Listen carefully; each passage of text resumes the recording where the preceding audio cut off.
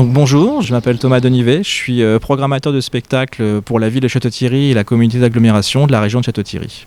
Alors, le Palais des Rencontres, il se trouve exactement à Château-Thierry, dans le quartier des Blanchards. C'est un projet qui est de réhabilitation puisqu'il existait depuis maintenant 40 ans. Il a été fermé en 2016 pour être réhabilité totalement, pour refaire la salle de spectacle. Donc le choix des artistes se fait en général 1 an à l'avance. On doit pouvoir en fait envisager la programmation qui va fonctionner dans les salles de spectacle l'année d'avant. Et à Château-Thierry, il a été décidé de faire une programmation pluridisciplinaire. Ce qui veut dire que les artistes, en fait, on va dans tous les horizons artistiques de spectacle vivant. Aussi bien le concert, le one-man show, le théâtre, le cirque, l'humour musical.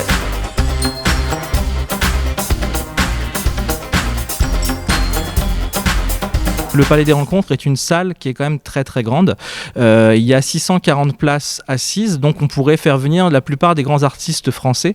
Maintenant, en fonction des prix aussi et du budget, on ne peut pas tout avoir. Les tarifs sont faits en fonction du type de spectacle et en fonction aussi de ce que le spectacle, de ce qu'on a pu voir dans les autres salles. C'est-à-dire qu'on pratique un tarif moyen vraiment qui est vraiment sur le marché. On a plusieurs catégories de tarifs qui vont de A à E. A qui sont les tarifs les plus élevés à 35 € pour des artistes comme Grand Corps Malade par exemple, et puis les tarifs E à 6 € le tarif plein pour les spectacles pour enfants.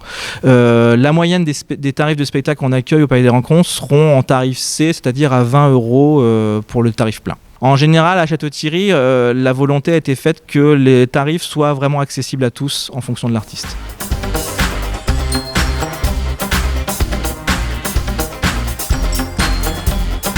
Le Palais des Rencontres, comme il a été réhabilité en 2019, il répond à toutes les normes d'accès aux personnes à mobilité réduite dans la salle de spectacle.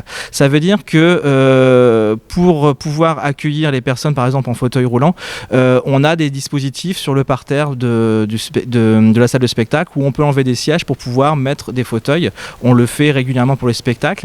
On est normalement prévenu à l'avance pour pouvoir préparer cela. Et puis on a des places aussi spécifiques en balcon aussi pour accueillir les fauteuils. Il y a aussi ce qu'on appelle une boucle magnétique dans la salle, sur le gradin, qui permet aussi aux malentendants de pouvoir écouter le spectacle dans de très bonnes conditions s'ils sont équipés d'un appareil.